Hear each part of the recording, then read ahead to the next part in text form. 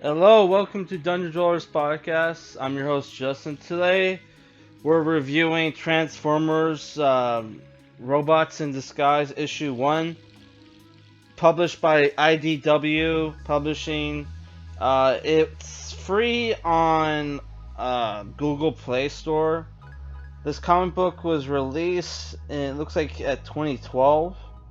Oh, that's pretty old.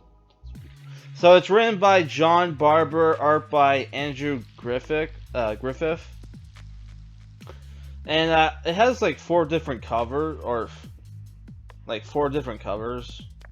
Yeah. So this is my first Transformers comic book I've ever read, and it wasn't as bad as I thought it would be, but it's kind of despite the fact that it's 2012, it's still it comes off a little SJW-ish, even though, like, the comic book entirely takes place on Cybertron.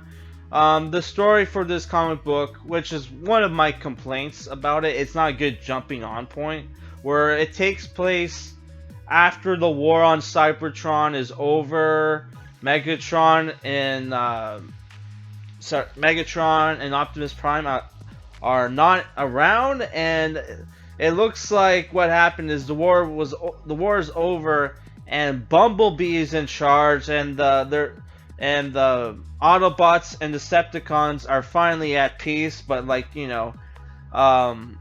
that peace is a fragile peace at that. Like, there's still old like racial tensions between the Autobots and Decepticons, between flyers and non-flyers. The story for this comic book is that basically the Transformers are questioning like Bumblebee's leadership and the leadership of his government, which most of his government are other Autobots, but like one like Decepticon, which is called Metalhawk. The other Autobots are Wheeljack, Prowl, I think was it Jetfire or Silverbolt? It looks like Jetfire, but I think they call him Silverbolt, which you might be familiar from him from Beast Wars. It's a different character. Yeah, so what's going on is there's random like explosions going around killing Transformers, most of which are Autobots and on the line. So it looks like it's Decepticons that are doing this, like it's a terrorist attack or something. And it turns out it's basically like it's. I don't want to spoil it, but it turns out it had nothing to do with Decepticons. So yeah, basically it's just like there's not a lot of action going on. It's just like high tensions between the Autobots and Decepticons. People questioning whether or not they can trust Starscream, because Starscream has been kind of a sneak in the past. Yeah, the only time like they ever had like Starscream be cool is in like Transformers Armada, where he's like this badass swordsman character. Here he's just like his normal self. I wasn't I like that a bunch of the Transformers had their like G1 kind of look to them, but it's like a mixture of like other art styles. Like Bumblebee looks like he's from that War for Cybertron PS3 game. You have like other characters that look like they're from like some of the shittier cartoons. If you know what I'm talking about. Yeah, and like it's just like the art style. The art overall is good. It's just some of the designs for the Transformers are like hit and miss. But overall, most of the main characters look cool.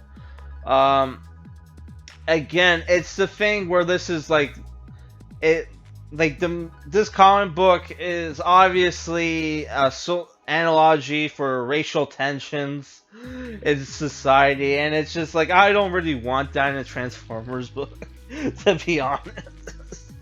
So yeah, I don't know if I would recommend this.